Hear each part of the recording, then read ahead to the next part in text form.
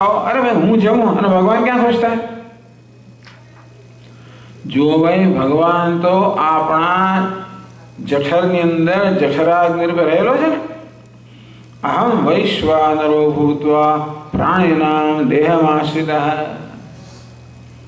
હું તો જઠરાગ્નિ રૂપે બધા પ્રાણીઓના જઠરમાં રહેલો છું. અને તેથી જે કે આપણે કોળિયા ભરીએ એ શું મને ખબર છે? भगवान ने अपारी आहुति है. આપણે હોમ કરીએ ત્યારે કેવી રીતે અગ્નિમાં દેવતાનું આવાહન કરીને આપણે આહુતિ ચડાવીએ તે રીતે અગ્નિ રૂપે ભગવાન આપણા જઠરમાં વિરાજમાન છે. એને આહુતિ ચડાવો.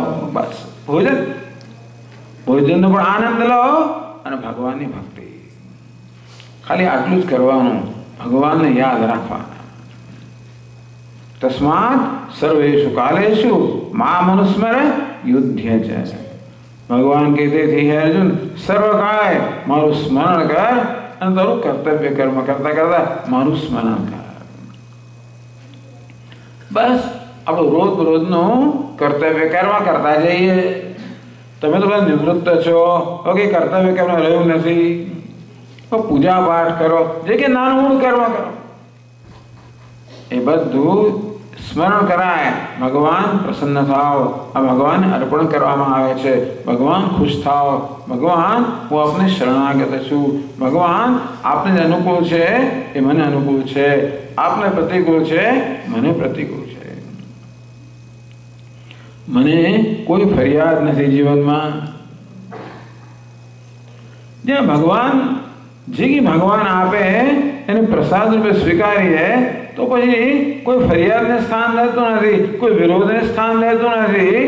તો જે કી સંજોગો આપણે સમક્ષ ઉપસ્થિત થાય એ અનુકૂળ હોય કે પ્રતિકૂળ હોય, આ ભગવાન અનુકૂળ છે મળે મને અનુકૂળ છે, ભગવાન પ્રતિકૂળ છે મળે મને પ્રતિકૂળ છે. મળે ભગવાન જે છે આપનો પ્રસાદ છે.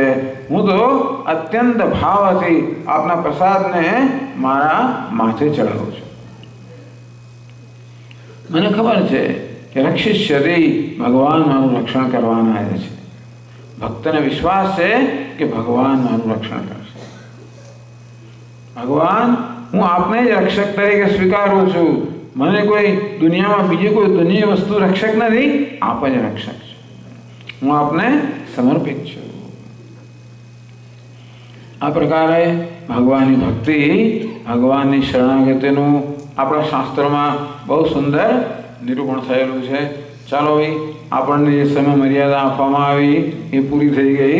માટે અત્યારે હું સમાપ્ત કરું છું. હરિ ઓમ. જય શ્રી કૃષ્ણ.